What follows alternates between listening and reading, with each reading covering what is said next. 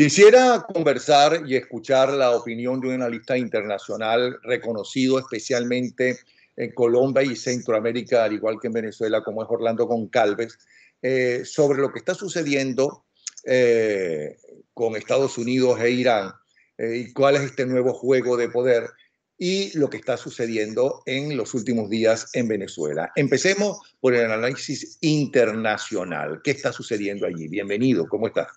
Y feliz año. Feliz año, Napoleón. Como siempre, un gusto saludarte igual que la audiencia. Bueno, la verdad es que es un tema muy complejo lo que está sucediendo en Irán y viene desde hace mucho tiempo atrás. Recuérdese, se hizo un acuerdo en la época de Obama entre los Estados Unidos, la Unión Europea e Irán para llegar a un acuerdo sobre el control de armas nucleares y levantar algunas restricciones y algunas sanciones que Irán tenía. El señor Trump declaró desde siempre que él no estaba de acuerdo con ese tratado, que él no lo iba a respetar y efectivamente cumplió su palabra. Se salió de ese tratado. Eso le abrió la puerta a Irán para comenzar entonces a irrespetar ese tratado, porque si una parte no lo respeta, ¿por qué yo lo tengo que respetar? Y ahí comienzan los conflictos.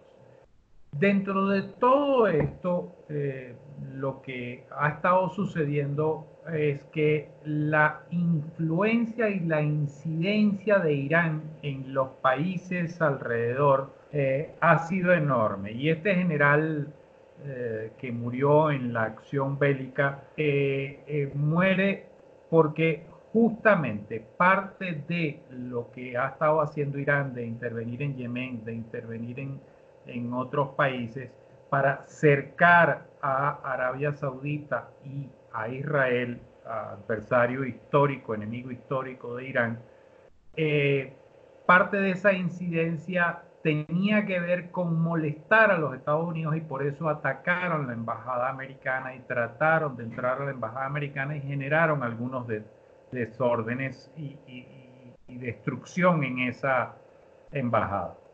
Eso provocó la ira de Trump y Trump respondió de manera contundente. Ahora, aquí hay varios análisis que pueden desprenderse, sobre todo por lo que sucedió ayer, porque ayer Irán ataca, dispara 12, 13 misiles, pero no hay reportes de muertos ni de heridos. Ellos declaran que consideran que está vengada la muerte del general con esa actuación y que por lo tanto hasta aquí llegó este conflicto. Estados Unidos declara que no hubo ninguna alteración en sus bases militares y que no hubo mayores daños. Y hasta el momento en que tú y yo estamos hablando, Trump todavía no ha declarado ni ha dicho qué es lo que va a hacer. Pero pareciera ser, todo indicaba que ambos bandos, tanto los Estados Unidos como Irán, habían bajado los brazos. La pregunta es si la eliminación de este general fue algo consensuado. ¿Por qué? Porque este general se había vuelto un hombre enormemente poderoso que además estaba gastando a manos llenas dinero iraní para influenciar en la región y probablemente Irán ya tiene sus arcas muy mermadas. Entonces, de ser una solución para Irán, señor, no recuerdo pronunciar bien su nombre. Exactamente.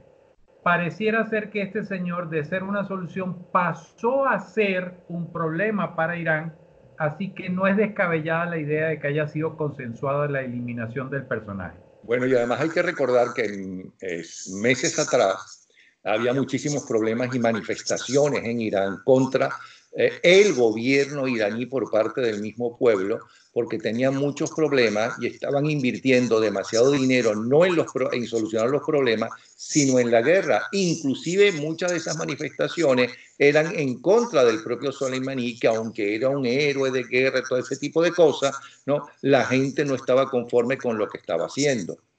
Y por otro lado, en base a lo que tú estás diciendo, que hay una gran posibilidad, porque la política es la política y los intereses son mucho más importantes en locales, a favor de todo eso. Acuérdate que mucho hablar, pero el propio Ayatollah declaró que vamos a bombardear, vamos a agredir, vamos a hacerlo en las bases donde hay soldados norteamericanos, con lo cual están diciendo, bueno, sálganse de esas bases, un poco lo que hizo, por cierto, el propio Trump aquella vez que bombardeó el aeropuerto al principio de su gobierno y que anunció que y se les dijo además, mire, vamos a bombardear el aeropuerto, y entonces todo el mundo se fue y lo dejaron bombardear.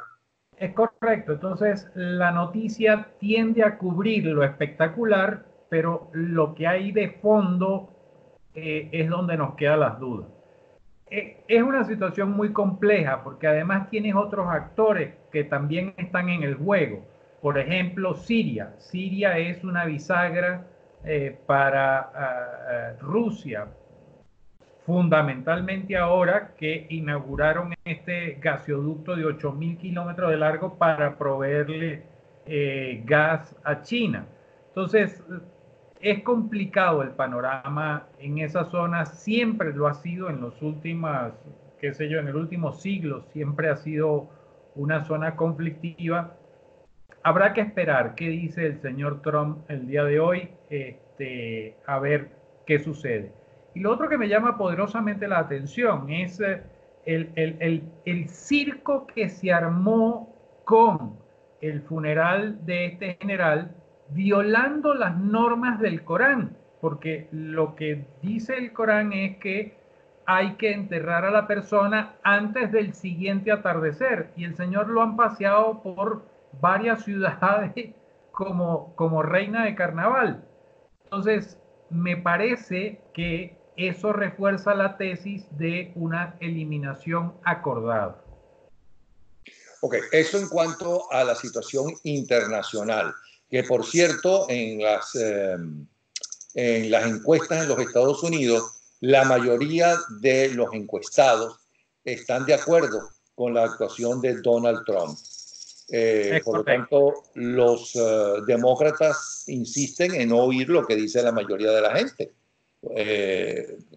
Perdieron el juego en ese sentido, como en el impeachment lo van a perder, porque evidentemente los republicanos son los que tienen la decisión de ir o no ir. En fin, por ahí salimos de eso. Ahora que los venezolanos tenemos unánimemente un presidente interino por votación unánime de los diputados del Congreso Nacional, no votaron por el candidato del partido al cual le correspondía dirigir la Asamblea Nacional, que era el candidato que era Juan Guaidó, sino que ahora que votaron por Juan Guaidó. Y ahora que Juan Guaidó, para sorpresa del propio régimen, regresó al Congreso y se impuso y entró al Congreso, y desbancaron a esta gente que aparentemente cobraron hasta $1 millón. ¿Cuál es el juego? ¿Dónde estamos? Es un juego complejo. En primer lugar, yo creo que lo más importante aquí a destacar es, hay varios elementos a destacar. Uno que me parece importante y que se le ha menospreciado, ha sido la solicitud que hizo Juan Guaidó y que le fue aprobada de liberarlo de disciplina partidista. Fundamental. Eso me parece fundamental porque eso le permite a él despegarse de todos los intereses mezquinos que pudiera haber a su alrededor y comenzar a tomar de manera autónoma decisiones como presidente encargado. Me parece, eso fue una práctica además que se hacía en la Cuarta República. Todos los presidentes de Betancur en adelante lo hicieron. Se les liberaba de disciplina partidista porque eran presidentes de todos los venezolanos. Sí, pero recuerda una cosa. En la anterior juramentación de Juan Guaidó ni siquiera pudo juramentarse en el Congreso porque había muchos diputados que estaban en contra de que Juan Guaidó fuera presidente. Él tuvo que salir del Congreso, juramentarse, para sorpresa de muchos diputados, decir cuáles eran los 3 pasos que había que dar, a pesar de que ellos estaban en contra. Ya sabemos que hay mucha gente comprada por el régimen o coaccionada por el régimen por algunos asuntillos que puedan salir a la calle a relucir, con lo cual se desprestigiarían y todo lo que tú quieras decir, cosa que hacen todos los dictadores, especialmente en esos países comunistas. Okay. Eso no quiere decir que los capitalistas no se haga, pero especialmente en las dictaduras comunistas. Okay, pero es que ahora Juan Guaidó está solo. Ahora Juan Guaidó es el presidente y entonces no está amarrado, yo no diría que los intereses mezquinos, no está amarrado a las diferentes discusiones que tiene que haber, ¿no? Cuando tú lo que estás representando es a unos diputados que tienen diferentes puntos de vista. No, mira, yo sí sostengo el tema de los intereses mezquinos, porque cuando lo que se está jugando es la vida de la República, cuando lo que se está jugando es el retorno a la democracia, los egos no pueden imperar. Y la misión, el objetivo es Venezuela. Entonces, muchas veces pienso que Guaidó estuvo entrampado en ese proceso de negociación y lo hacía que sus decisiones fueran paquidérmicas, lentas, porque no era fácil poder consensuar con un montón de gente. Entonces, en primer lugar, haberse liberado me parece que es un paso importante. En segundo lugar, si es que no se había cumplido para alguna gente la Constitución, ahora se cumplió, se juramentó ante la Asamblea Nacional. En tercer lugar, efectivamente está solo, pero entonces eso le da la posibilidad de tomar decisiones.